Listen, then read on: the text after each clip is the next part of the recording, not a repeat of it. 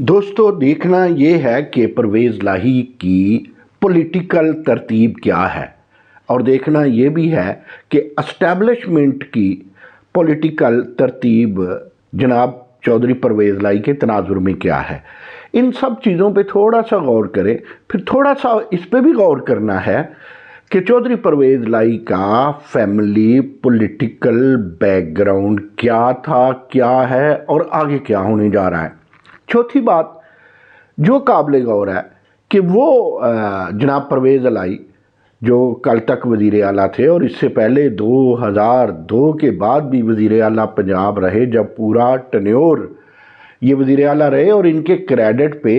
लाहौर के तरक्याती कामों के अलावा 1122 का एक अच्छा एजाज़ और एजाज़ भी था। इन सब चीज़ों को देखें तो देखना ये भी पड़ेगा कि चौधरी परवेज़ इलाही के ज़हूर लाई रोड पर घर पे जो छापा पड़ा है, जो पंजाब पुलिस वहाँ एंटर हो गई है। चलिए, मामला कोई भी हो, वो उस मामले में एंटी करप्शन इन्वॉल्व हो या उस मामले में हुकूमत इन्वॉल्व हो या उस मामले में मुखालफीन इन्वॉल्व हों या उस मामले में घर के अफराद इन्वॉल्व हों, ऐसा हुआ क्यों, ऐसा किया कैसे गया। और फिर सबसे अहम बात ये कि परवेज़ इलाही को पंजाब का सबसे बड़ा डाकू कहने वाले इमरान खान मोहतरम ने, फरिश्तों सी बातें करने वाले इमरान खान मोहतरम ने, और वो इमरान खान जो कहते थे डाकुओं के साथ नहीं बैठूंगा, मर जाऊंगा, खुदकुशी कर लूँगा, वो इमरान खान जो कहते थे नया पाकिस्तान बनाना है, वो इमरान खान जो कहते थे कि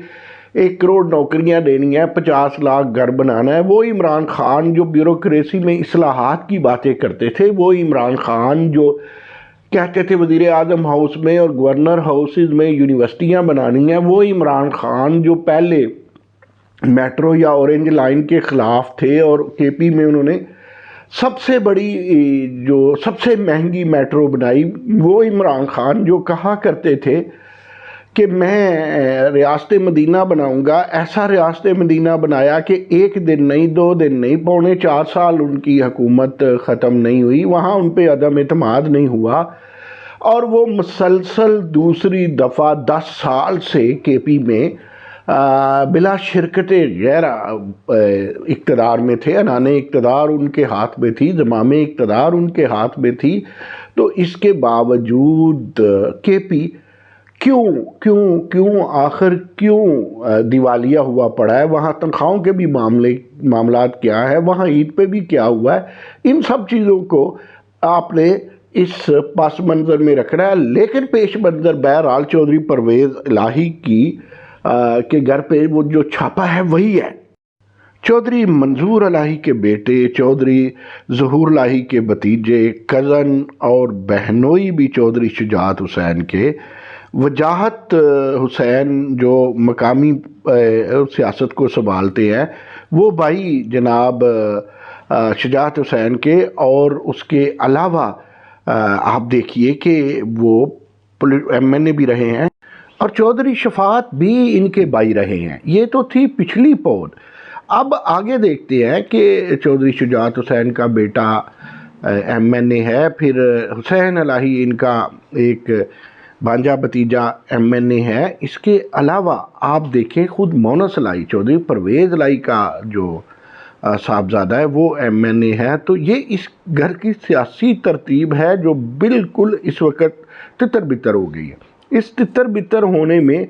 चौधरी शुजात हुसैन या चौधरी परवेज़ इलाही को कितना नुकसान हुआ, ये सियासत पे जो 4-5 अशरों से नज़र रख रहे हैं वो इससे बाखूबी आगाह हैं। चलिए, ये कोई बात नहीं कि इक़्तिदार के लालच में और अपने बेटे की, मोनस इलाही की ज़्यादा मानने में अपने भाइयों से, कज़न से, अपने रिश्तेदारों से बिछड़ गए, और बिछड़ने के बाद उनमें ये ताकत नहीं थी, पॉलिटिकल ताकत, कि वो अपने आप को सरवाइव रख सकते, और उनके ऊपर एक नफसियाती दबाव भी था माजी का। वो दबाव क्या था कि माजी में वो अपने हलके से हाजी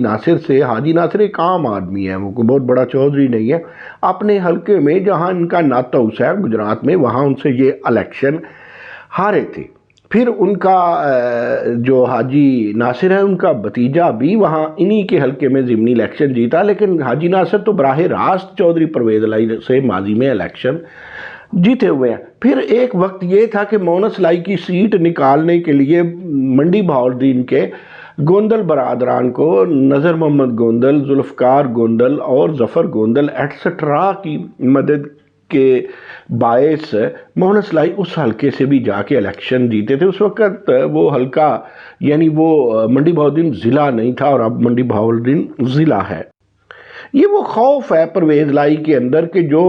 انہیں فوراً ماننا پڑا، اور وہ دوبارہ خواب دیکھ رہے ہیں، اور وہ خواب اب تعبیر نہیں بنتے تھے چودھری شجاعت حسین یا ان کے بیٹوں کے سبب۔ تو چودھری شجاعت حسین کے کچھ بھائی اپنے کزن پرویز لائی کے ساتھ پرویز لائی ہی کی پارٹی میں ہیں، اور پرویز لائی یہ بھی کہتے ہیں کہ میری مرضی کے ٹکٹ ملے ہیں پی ٹی آئی میں، حالانکہ کوئی پروٹوکول، کوئی محبت کا معاملہ نہیں ہے پی ٹی آئی میں چودھری پرویز لائی کے ساتھ۔ پرویز لائی جب یہاں وزیر اعلیٰ رہے پنجاب میں ریسنٹلی، تو وہ عمران خان کی اس بات کو مائنڈ کرتے تھے اسمبلیاں توڑنے سے پہلے کہ جنرل قمر جاوید باجوہ کے خلاف ہم نے بات نہیں کرنی، اور عمران خان یہ بھی کہہ چکے کہ میں نے کے پی اور پنجاب کی اسمبلی جو ہے وہ تو قمر جاوید باجوہ کے کہنے پہ توڑی تھی۔ تو اس کا مطلب ہے یہ اس قدر لنک تھے۔ قومی اسمبلی میں وہ کہتے ہیں مجھے باجوہ نے نکالا، نچلی اسمبلیاں وہ باجوہ کے کہنے پہ توڑ رہے ہیں، یہ بھی بہت بڑا ایک معمہ بنا ہوا ہے۔ جو بھی کہیے، جس طرح بھی سوچئے، جس اینگل سے بھی دیکھیے، چودھری پرویز لائی کے گھر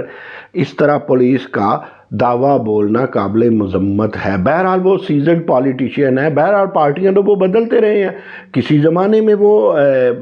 میاں نواز شریف کے ساتھ تھے، پھر وہ آپ لوگوں کو یاد ہوگا کہ جب ان کی کیو لیگ نے 2008 کے الیکشن کے بعد فارورڈ بلاک بنا لیا تھا، اور لوگ چلے گئے تھے نون لیگ کے ساتھ، اور پیپلز پارٹی کی جو حکومت ان کے ساتھ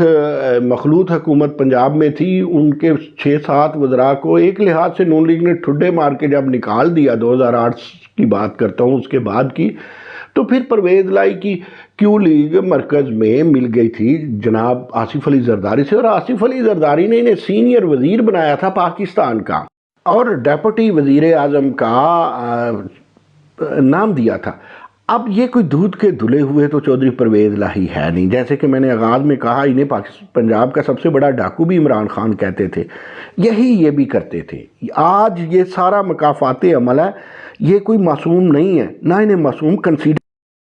خواہ مخواہ محبت اور نفرت کرنے والے دوستوں، ان کے اوپر ملک اور بیرون ملک کرپشن کے الزامات ہیں۔ انفارچونیٹلی یہ مقامی سیاست کی بیس پہ قومی سیاست کرتے ہیں۔ یونیورسٹی آف گجرات بھی ان کی سیاسی مداخلت سے نہیں بچ سکتے۔ ہم تو کہتے ہیں کہ 400-500 میں سے 10 سیاستدان بھی قومی سطح پر سوچیں، پاکستان پورا پاکستان بدل جائے۔